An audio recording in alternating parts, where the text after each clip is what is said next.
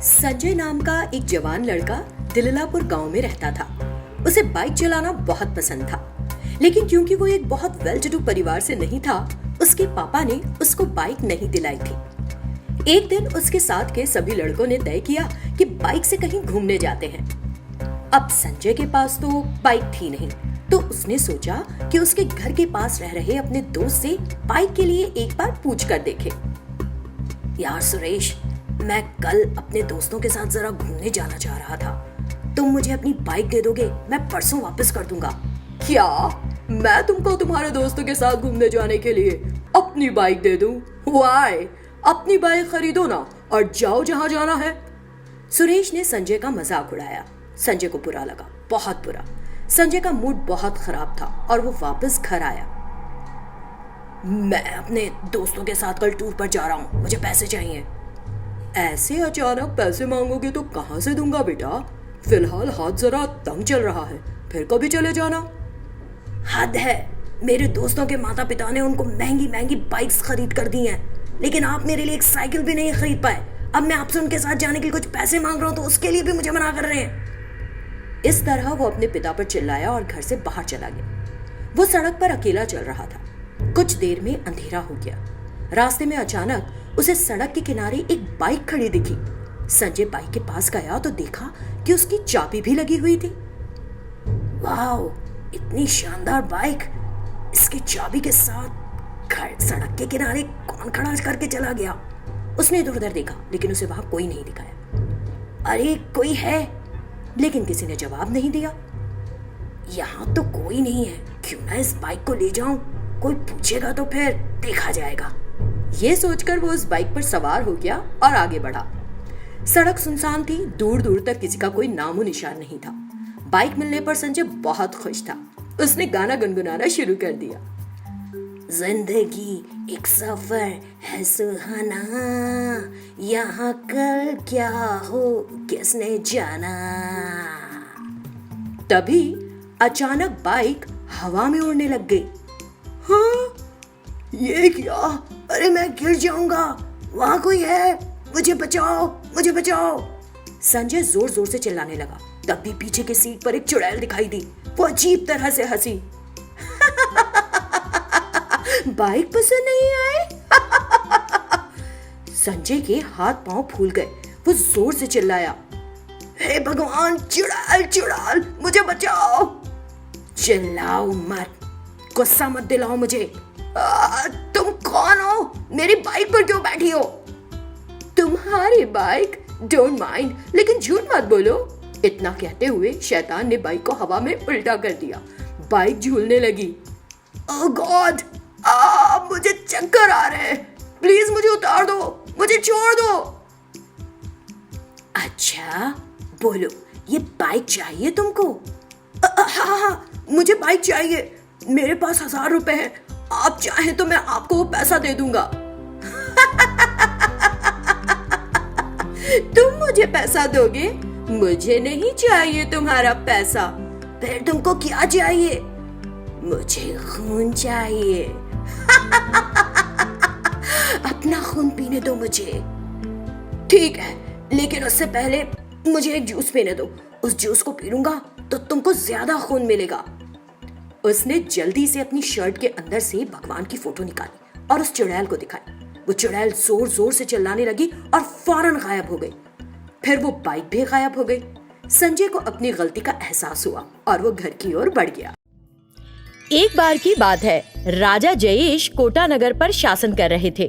उनका बेटा सुदीप एक बहुत ही सुंदर और बुद्धिमान लड़का था। जब उनकी शादी होने वाली थी, राजा जयेश आसपास के क्षेत्रों से राजकुमारियों की तस्वीरें लेकर आए और उन्हें सुदीप को दिखाया।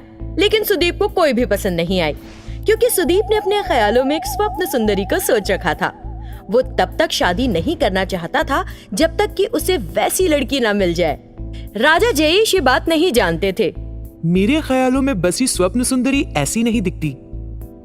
राजा बार बार इस बात को सुनकर थक गया और बोला, तुम खुद जाकर ऐसी लड़की ढूंढो। तब सुदीप ने एक प्रसिद्ध चित्रकार को बुलाया। उसने अपने ख्यालों में बसी स्वप्न सुंदरी की विशेषताओं के बारे में उसे बताया और उस कलाकार को तस्वीर बनाने के लिए कहा। उस तस्वीर को देखकर सुदीप बेहद खुश हुआ और उसने उस कलाकार को कुछ कीमती तोहफे दिए और उसे विदा किया। एक शैतान ने खिड़की के बाहर से ये सब होते देखा। वो शैतान एक शरारती शैतान थी। हमेशा भोजन पाने के लिए संघर्ष कर रही शैतान को एक अच्छा उपाय दिमाग में आया। मैं ये बन जाऊं तो पसंदीदा भोजन रोज खाऊंगी। ऐसा सोचकर वो शैतान उस राजकुमारी में बदल गई। अगले दिन सुदीप ने वो तस्वीर 2 सैनिकों को दी और उन्हें उसमें बनी लड़की को ढूंढने बाहर भेजा। थोड़ी देर बाद, क्या हुआ? तुम खाली हाथ क्यों आए हो? प्रिय राजकुमार, दरवाजे पर तो देखिए। सुदीप ने तुरंत दरवाजे की तरफ देखा और अपने ख्यालों की स्वप्न सुंदरी को महल में लहराते हुए आते देखा। इससे सुदीप का दिल खुशी से गदगद हो गया, लेकिन वो ये नहीं जानता था कि वो जिसे देख रहा है वो दरअसल एक शैतान है। सुदीप जो बहुत उत्सुक था, उसने अगले दिन उससे शादी भी कर ली। फिर स्वप्न सुंदरी के रूप में उस शैतान ने ढेर सारे पकवान बनाए और खाने शुरू कर दिए। सैकड़ों लड्डू पल भर में गप कर गए। इतना खाने के बाद भी वो कहने लगी कि उसे और भूख लगी है। सुदीप ने केवल उसके लिए खाना बनाने के लिए 10 रसोइये नियुक्त किए, लेकिन उसकी भूख को देखकर वो रसोइये भी हैरान हो गए। सुदीप ने भी एक दिन उसका खाने का तरीका देखा तो उसे संदेह हुआ। ये इतना कैसे खा रही है? क्या ये शैतान है? वो ये सोचने लगा। फिर आखिर वो अपने पिता के पास गया और उन्हें ये बात बताई। ये सुनकर राजा जयेश कुछ देर सोचते रहे। कल पारिवारिक भोजन की व्यवस्था करो, सब साथ भोजन करेंगे, हम उस लड़की को देखेंगे। अगले दिन रसोइयों ने विभिन्न व्यंजनों को तैयार किया और उन्हें खाने की मेज पर रखा। राजा जयेश, उनकी पत्नी, सुदीप और उसकी स्वप्न सुंदरी खाने की मेज पर बैठ गए। लड़की ने 1 मिनट के भीतर अपना खाना पूरा खा लिया। फिर सुदीप की प्लेट से खाना गायब हो गया। फिर राजा और रानी की प्लेटों से भी भोजन गायब हो गया। जब राजा ने ध्यान से देखा तो भोजन उनकी प्लेटों से उठकर उस लड़की के मुंह में जा रहा था, जिसे देखकर हर कोई हैरान हो गया। राजा को समझ आ गया कि स्वप्न सुंदरी दिखने वाली लड़की शैतान है और उसने एक योजना बनाई। अगले दिन उन्होंने सभी रसोइयों को महल से बाहर भेज दिया और महल में कोई भी खाने की चीज नहीं छोड़ी। उस शैतान ने महल में हर जगह खाना खोजा, लेकिन कुछ भी खाने को नहीं मिला। शैतान भूख बर्दाश्त नहीं कर पा रही थी और उसे गुस्सा आ रहा था। तभी सुदीप वहाँ आ गया। शैतान ने गुस्से में उसकी जम के पिटाई कर दी। आखिरकार सुदीप को अपनी गलती का एहसास हो गया। फिर सुदीप ने उस लड़की से शादी करी जिसे उसके पिता ने उसके लिए चुना। पहले भाग में शैतान ने तरुण से ऑटो ले ली थी और अपने पास रख ली थी। इस बीच शैतान अपने कब्र के अंदर सो गई। फिर कई दिन ऐसे ही निकल गए। एक दिन शैतान अपनी गुफा से बाहर आई रात के वक्त और सोचने लगी, आज मैं इस ऑटो से पूरा बाहर घूमना चाहती हूँ। आज मैं इस ऑटो को बाहर ले जाऊंगी और फिजाओं का मजा लूंगी। ये सोचकर शैतान बाहर घूमने लगी ऑटो से। सड़क पे एक आदमी को दौड़ते हुए देख शैतान सोचने लगी, रात के वक्त ये इंसान ऐसे क्यों दौड़ रहा है? लगता है कि एक चोर है। मामला कुछ गड़बड़ है, देखना पड़ेगा। जैसे ही वो इंसान ऑटो तक पहुंचा, वो शैतान एक लड़की में बदल गई। फिर वो चोर उस ऑटो के पास आया और उस लड़की से कहने लगा, ओए लड़की, ऑटो को जल्दी आगे बढ़ाओ। अरे मैं तुम्ही से कह रहा हूँ, क्या तुम्हें मेरी बात समझ में नहीं आ रही है? आगे बढ़ाओ ऑटो को। मैं एक बात समझ नहीं पा रहा हूँ, तुम एक लड़की होके इतनी रात में ऑटो क्यों चला रही हो? क्या तुम भी मेरी तरह चोर हो? अगर तुम भी चोर हो तो बताओ मुझे। हम एक दूसरे को सहायता करते हैं और इस पैसे को आधे आधे बांट लेते हैं। मेरी बात तुम्हें समझ में आ रही है या नहीं? अरे कुछ तो बोलो। इसी के साथ लड़की शैतान में बदल गई और बोली, आप बोलो मुझे, कर ले हम पैसे का बराबर हिस्सा। क्या कहते हो? क्या तुम एक शैतान हो?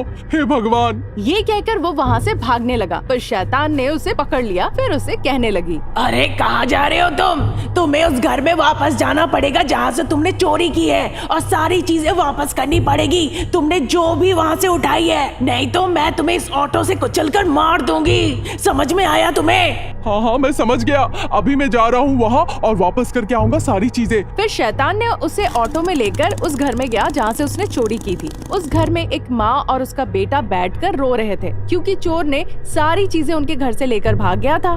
पहले हमारा ऑटो चला गया, फिर चोर ने हमारे घर के सारे सामान को चोरी कर लिया।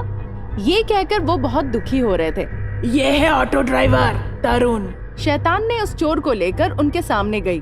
शैतान को देखकर तरुण की माँ काफी डर गई। डरिए नहीं आप, ये रहा चोर। इस चोर ने आपके घर के सारे सामान को चोरी किया है। मैं इसे पकड़ के लाई हूँ। कृपया मुझे माफ कर दे, मैंने आपके घर से सारा सामान चोरी किया था। आज के बाद से मैं फिर कभी चोरी नहीं करूंगा। मुझे माफ कर दीजिए, मुझे जाने दीजिए। इस तरह से वो उन्हें अनुरोध करने लगा। फिर उन लोगों ने उस चोर को माफ कर दिया और जाने दिया। मुझे माफ कर दो, मैंने तुम्हारा ऑटो लिया था मजे करने के लिए। अब मुझे समझ में आ गया कि तुम्हारे परिवार को कितने दिक्कतों का सामना करना पड़ा मेरे ऑटो लेने की वजह से। ये रहा तुम्हारा ऑटो। ये कहकर शैतान ने ऑटो तरुण को वापस कर दी और वहाँ से चली गई। इसी के साथ तरुण बहुत खुश हुआ। तब से तरुण ऑटो चलाने लगा और उससे जो पैसे कमाता था उससे खुशी खुशी जीने लगा।